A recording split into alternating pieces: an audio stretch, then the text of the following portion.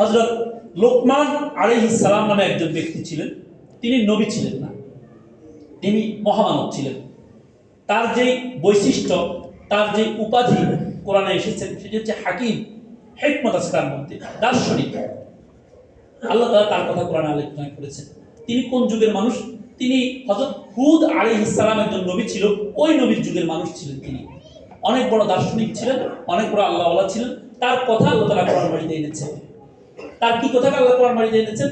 এই বড় দার্শনিক হযরত লোকমান আলাইহিস সালাম তিনি তার সন্তানকে কি নসিহত করেছেন, তিনি তার সন্তানকে কি উপদেশ দিয়েছেন, এই কথাগুলো আল্লাহ তাআলা কোরআনে বর্ণনা করেছেন।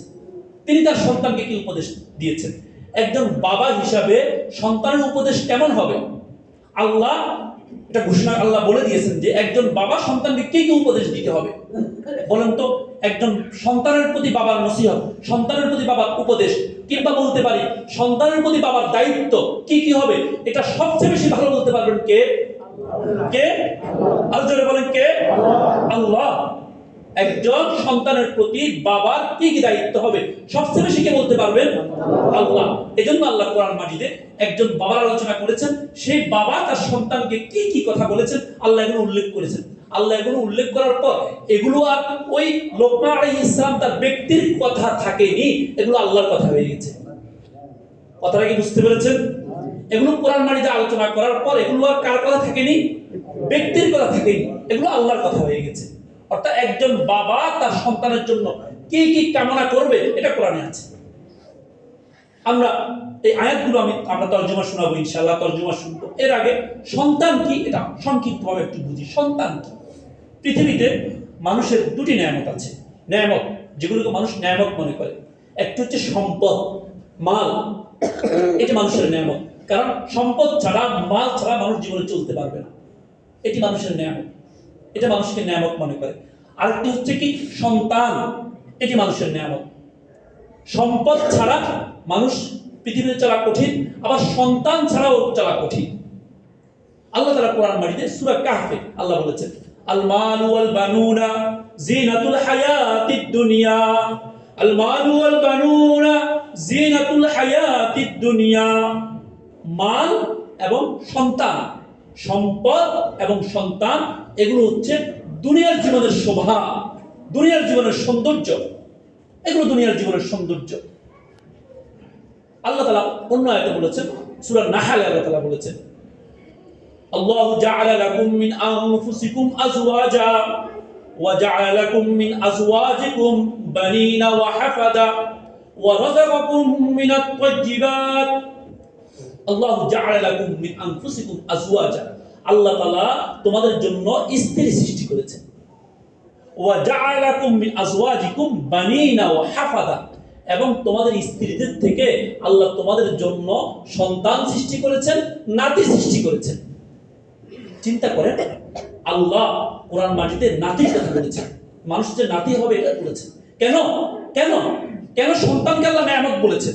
আল্লাহ পরে বলেছেন, আফাবিল বাতিল ইউমিনুন ওয়া বিনি'মাতিল্লাহি ইয়াকফুরুন। এটা আল্লাহর নেয়ামত সন্তান, আল্লাহর নেয়ামত নাতি। এই সন্তানের নেয়ামতকে তোমরা অস্বীকার করতে পারবে? কেন? বৃদ্ধ বয়সে একজন বুড়া যখন বার্ধক্যে যায়, একজন মা, একজন বাবা, তখন সন্তানের কি প্রয়োজন তা বুঝতে পারে, তা বুঝে আসে সন্তানের কত প্রয়োজন। এই জন্য আল্লাহ সন্তানের উল্লেখ করেছেন ধীরে ধীরে কোরআন মাজিদ। তো সন্তান নেয়ামত, সম্পদ নেয়ামত, সন্তান নেয়ামত, এটা আমরা বুঝলাম। দ্বিতীয় কথা, মানুষ দুনিয়াতে তার সম্পদের বিনিয়োগ করে, সম্পদের বিনিয়োগ করে, তার মালের বিনিয়োগ করে। আমরা মালের বিনিয়োগ করি না? কথা বলবেন, করি না? করি।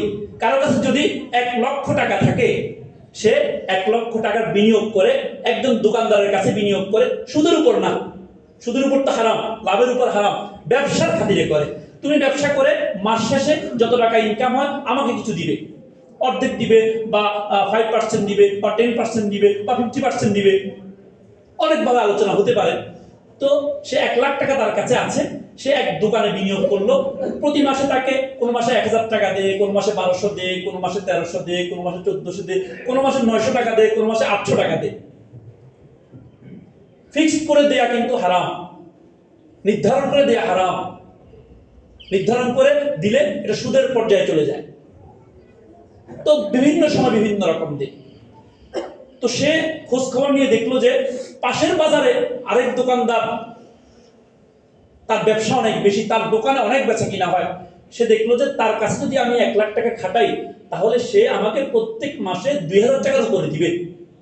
কোন মাসে 1,800, কোন মাসে 1,900, কোন মাসে 2,000, কোন মাসে 2,100, কোন মাসে 2,200 এমন দিবে। বলেন তো বুদ্ধিমান মানুষ সে তার 1,00,000 টাকা আগের জায়গায় রাখবে না নতুন জায়গায় নিয়ে খাটাবে?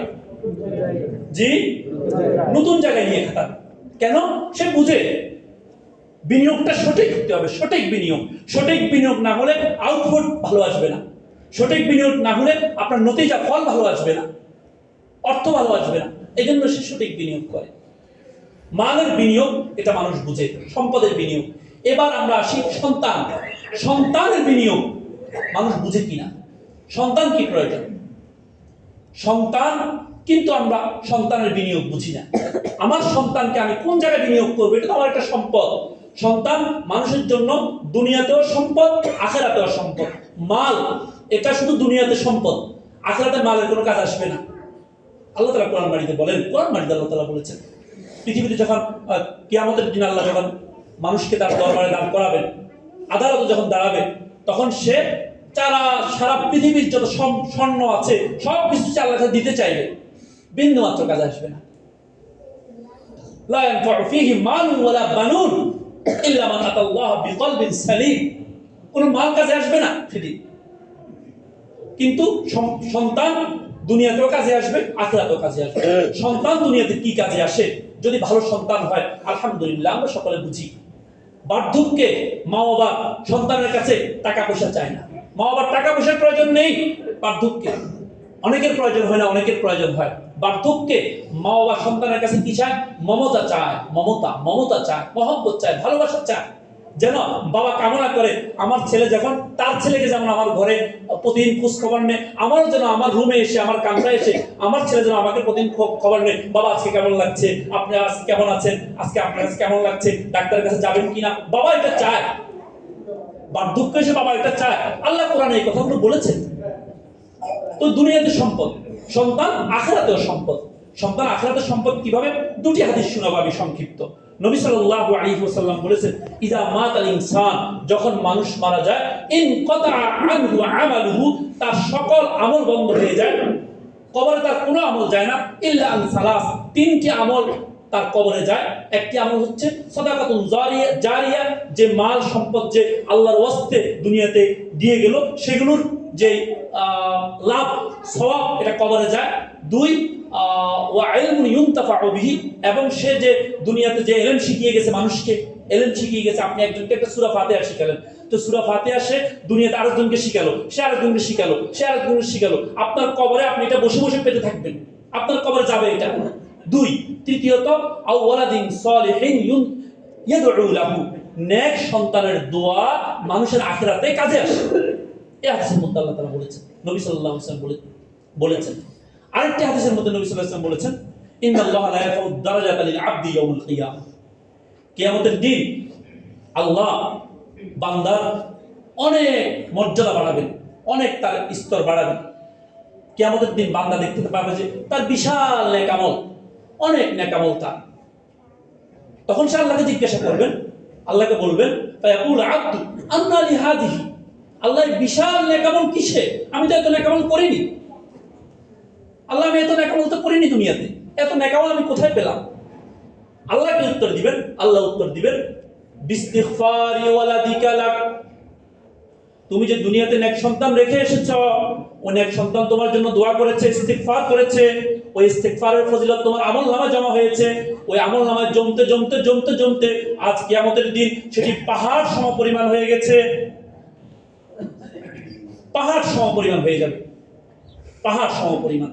ওই দুনিয়াতে তার সন্তান, তার নাতি তার জন্য দোয়া করে, আল্লাহ আমার বাবাকে ক্ষমা করে দেন, আল্লাহ আমার বাবাকে ক্ষমা করে দেন, আল্লাহ আমার বাবাকে ক্ষমা করে দেন। প্রতি সপ্তাহে কমাস কম একবার কবরের কাছে যায়, কবরের কাছে না যেতে পারলেও কমাস কম ঘরে বসে বসে জিয়ারত করে বাবার জন্য।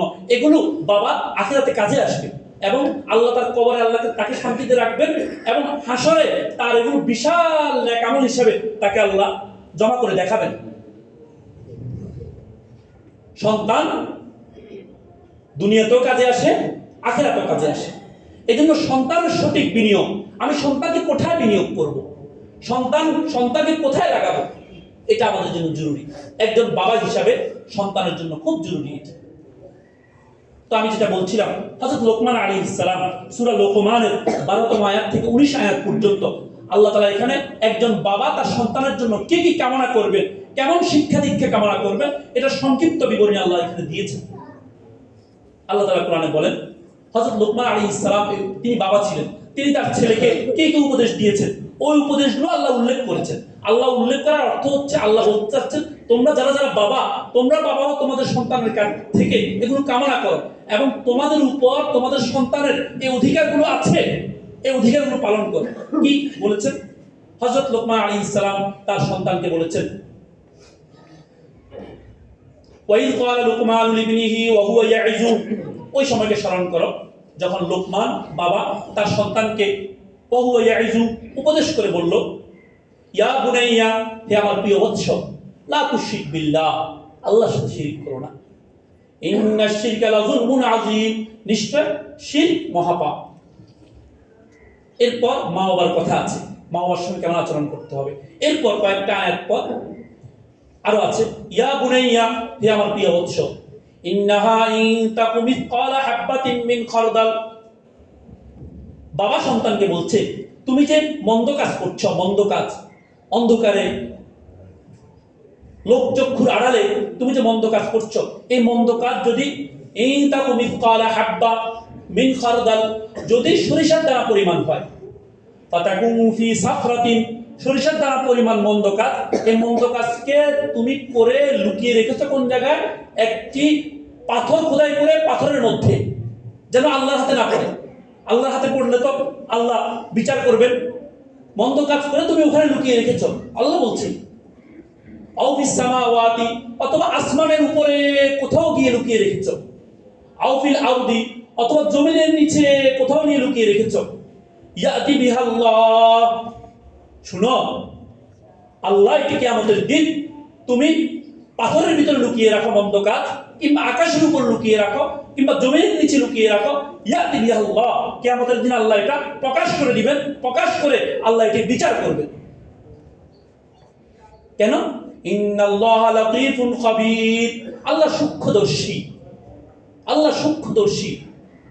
সমুদ্রের তলদেশে মাছ কিভাবে হাঁটে এটা আল্লাহ জানেন, সমুদ্রের তলদেশে মাছের আওয়াজ কি হয় এটা আল্লাহ শুনেন। খবীর, আল্লাহ সম্যক অবগত, সকল কিছু আল্লাহ জানেন।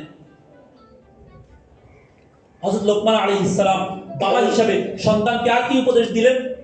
ইয়া বুনাইয়া আকিমিস সালাহ, হে আমার প্রিয় বৎস, নামাজ কায়েম করো, এবং ওয়া'মুর বিল মা'রুফি ওয়ানহা আনিল মুনকার, সমাজে সৎ কাজের আদেশ করো, অসৎ কাজ থেকে নিষেধ করো। ওয়াসবির আলা মা আসাবাক, মানুষ তোমাকে কষ্ট দিলে তুমি ধৈর্য ধারণ করো। ইন্না যালিকা মিন আজমিল উমুর, এই উপদেশগুলো অনেক মহা উপদেশ, এগুলো গ্রহণ করো। ওয়ালা তুসাইর খাদ্দাকা লিন্নাস, মানুষের সাথে কথা বলার সময় অহংকার প্রদর্শন করো না। বাবা ডাকছে, বাবা এদিকে আসো, এদিকে আসো, না কি বলেন, কি চান, অহংকার প্রদর্শন করো না, গাল বাঁকা করে কথা বলো না। আল্লাহ তাআলা কোরআনে বলছেন, গাল বাঁকা করে কথা বলো না। ওয়ালা তামশি ফিল আরদি মারাহা, জমিনে হাঁটার সময়, রাস্তায় হাঁটার সময় অহংকার প্রদর্শন করে হেঁটো না। ইন্নাল্লাহা লা ইউহিব্বু কুল্লা মুখতালিন ফাখুর, আল্লাহ অহংকারীকে পছন্দ করেন না। ওয়াকসিদ ফি মাশিক, হাঁটার সময় ধীরে ধীরে হাঁটো, একেবারে আস্তে আস্তেও না, একেবারে জোরে জোরেও না। ওয়াগদুদ মিন সাউতিক, এবং তোমার আওয়াজটাকে মাঝামাঝি রাখো, আওয়াজটাকে নিম্ন স্বরে রাখো, নিচু আওয়াজ রাখো। ইন্না আনকারাল আসওয়াতি লাসাউতুল হামির। তো আল্লাহ তাআলা এখানে একজন বাবা একজন সন্তানকে কি উপদেশগুলো দিয়েছেন আল্লাহ এখানে এনেছেন। কেন এনেছেন? পৃথিবীতে প্রত্যেক বাবাকে দেখানোর জন্য, প্রত্যেক বাবা তার সন্তানের বিষয়ে এই চিন্তাগুলো করা দরকার। প্রত্যেক সন্তান তার বাবার কাছে এটা অধিকার পায়, তাকে সঠিক শিক্ষার ব্যবস্থা দিতে হবে। এখানে মৌলিকভাবে মুফাসসিরিনে কেরাম বলেছেন, মৌলিকভাবে এখানে 5টি বিষয়ের কথা বলেছেন। একজন বাবা একজন সন্তানকে 5টি শিক্ষা দিতে হবে। প্রথম শিক্ষা কি? তাকে শিরিক মুক্ত ঈমান দিতে হবে। এমন ঈমান দিতে হবে যে ঈমান নির্ভেজাল, যে ঈমানের মধ্যে শিরিক নেই। দ্বিতীয়ত কি? দ্বিতীয়ত হলো তাকে নামাজ, রোজা, হজ, যাকাত এগুলো দিতে হবে। তৃতীয়ত কি দিতে হবে? তৃতীয়ত তাকে আমর বিল মারুফ নাহি আনিল মুনকার, সমাজে সৎ কাজের আদেশ, অসৎ কাজের নিষেধ করার মতো যোগ্যতা তাকে দিতে হবে। সন্তানকে এভাবে তৈরি করতে হবে। 3, 4 তাকে দিতে হবে কি? উত্তম আখলাক দিতে হবে। দেখেন আল্লাহ শিখিয়েছেন মানুষের সঙ্গে কথা বলার সময় মুখ বাঁকা করো না, মা বাবা ডাকলে সুন্দরভাবে শুনো, হাঁটার সময় সুন্দরভাবে হাঁটো, তাকে উত্তম আদর্শ দিতে হবে। 3, 4 তাকে আল্লাহ সম্পর্কে জ্ঞান দিতে হবে এবং আকীদা কি কি এগুলো দিতে হবে। কি কি আকীদা রাখলে সে মুসলমান থাকবে, কি কি আকীদা রাখলে মুসলমান থাকবে না, এই আকীদাগুলো তাকে দিতে হবে। 4, 5 তাকে ফরজে আইন ইলম দিতে হবে। যে জ্ঞান প্রত্যেক মুসলমানের জন্য ফরজ, সে জ্ঞান দিতে হবে। যেমন আপনি একটা উদাহরণ দিই, যেমন আমরা নামাজ পড়ি। নামাজ কি বলেন তো? সুন্নত, নফল, ওয়াজিব না ফরজ? বলেন। এটা কি দৈনিক ফরজ না সপ্তাহে একবার ফরজ? দৈনিক একবার ফরজ না 5 বার ফরজ? দৈনিক আপনার যারা কি শুধু বুড়া হয়ে গেছে তাদের উপর ফরজ না যুবক, বুড়া, প্রাপ্তবয়স্ক সকলের উপর ফরজ?